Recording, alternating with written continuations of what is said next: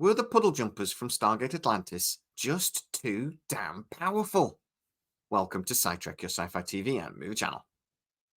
I have said to you lovely people once or twice before that I actually think Stargate Atlantis, if I'm really honest with myself, might be my favourite of the three iterations of Stargate.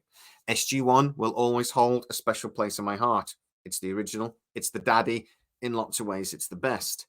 But I've always felt that Stargate Atlantis was maybe an evolution of that show. That there were certain things that they maybe forgot to develop in SG-1 that didn't really make sense. One of them being, at no point did they ever put like vehicles in the gate room so that they could go through a Stargate and then do more than just like walking distance on the other side. They would travel to a new world and they explored maybe a few miles of the gate. If it was more than walking distance, they didn't bother. They launched a few drones, but that was it. At no point did they ever try to like get a buggy or anything through the gate. So when they went to Stargate Atlantis, the creators, Brad Wright, Rob C. Cooper, etc., and Joseph Malozzi obviously realized that this was a little bit of a problem and really expand the limits of the show into Atlantis. They needed a plot device to allow them to explore beyond the base. Now, I actually think maybe they learned this lesson from Star Trek Deep Space Nine. That was a show that was set on a space station, and it was very limited. They couldn't really go anywhere or do much, but then the Defiant came into it, and they could. And it made for a way more interesting show. It expanded the horizons. In Stargate SG-1, they brought in things like the Prometheus and then the Daedalus and the X-302 herself. In Atlantis, though, they learned that lesson from day one, and we got the little shuttle that John Shepard called the Puddle Jumper. 8 meters long and 4.7 meters wide, it was designed specifically to be able to travel through the gate, with engines that were retractable so they could fit through the gate very snugly, a cloaking device that made it almost impossible to detect. It was quick. It was very powerful in the fact that it had a rechargeable power source that made it had very effective shielding, and it had drone weapons. We believe a minimum of at least 12 of those drones. A very, very powerful weapon on its own. And the fact that it had these drones meant that this little shuttle that was really able to take on much, much bigger vessels. We saw, just a handful of drones destroy Hattacks or actually even penetrate the hull of Wraith cruisers. It meant that this small vessel was able to take on much bigger starships and much bigger threats if it needed to. You could imagine launching a dozen of these and maybe even taking on a hive ship. Maybe. If you're enjoying the video, don't forget to like, subscribe, hit that thumbs up, leave a comment and all those things. But also go and check us out on patreon.com/SciTrek. Most of our videos do premiere there first. A lot of our videos actually premiere 24 hours before they do on YouTube. So go over, check that out.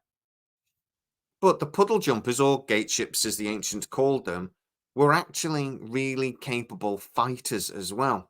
They had a mental interface so that the pilot could basically just think about what it wanted to happen and it would just happen.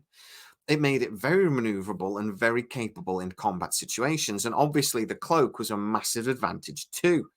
But was it too powerful? Well, it really did seem to be one ship to fit all situations. As a storytelling device, it was kind of genius, really, because they were able to do so much with the puddle jumpers. Yes, it was a fighter and a shuttle and a research vessel and everything else. It had sensors that could detect almost anything within a solar system. It went on and on and on. The vessel really could do whatever the writers needed it to do. And for me, at times, that made it a little boring. We really got to see this quite a lot in Star Trek as well, to be honest, that if there was a problem, there would just be some sort of like technology they'd never mentioned before that was able to fix it. I am adding virtual particle trajectories, expanding analysis parameters, including Bayesian functions, broad EM, and subspace spectrum polling. No change. In this case, the puddle jumper really was the Swiss Army knife for the show. It really was able to do anything. And then randomly, they would have some sort of like weakness. Again, as a plot device for the show. Apparently, they're quite susceptible to EMPs. Our fighters today are not susceptible to EMPs, but that's electromagnetic pulse, by the way. But apparently, these vessels are. And even though a puddle jumper could go up against a Wraith cruiser, one-on-one even sometimes, it couldn't actually take on an RPG launched from a backward people on some little planet. I forget the episode name, but it was literally a poof, poof, crash. So even though it was an incredibly powerful transport vessel, an incredibly powerful fighter, it did have its weaknesses. So was this just an example of the writers being lazy? Well, to be honest, no. It's a logical piece of equipment that the ancients 100% would have built and perfected over millennia. If anything, the puddle jumpers weren't powerful enough. Why didn't they have ZPMs on them? The ZPMs are only little. They could have had seriously powerful energy weapons on board, not just the pod designs. Why weren't there fighter versions of this? The Atlanteans had been in a war, for God's sake, with the Wraith. Why wasn't there a version of the puddle jumper that just had a massive energy weapon on it and a ZPM? If you really think about it, the ancients had millions of years to develop vehicles to pass through the Stargate. The Stargate is a perfect transportation device for getting around a galaxy incredibly quickly. You're going to need something like a puddle jumper to be able to extend that reach. There's no point having a gate network if you're just going to walk through it, SG1. So, of course, something like the puddle jumper would be designed. And of course, after millions of years of development, it would be a Swiss Army knife for almost any situation. But there should have been different variants of it for different problems. As I say, a fighter variant, a much larger transport variant. They also should have been able to connect trains to it, to transport goods through. It should have been the puddle jumper as a engine section, and then loads of similarly shaped cargo containers after it that they could just go zoop through a gate and boom, boom, boom, boom, boom through. So to answer the question, is the puddle jumper a massively overpowered plot device created by Brad Wright and Robert C. Cooper that kind of ruined the show sometimes because it was just too damn powerful? No, it was a device that was 100% logical and, if anything, not powerful enough.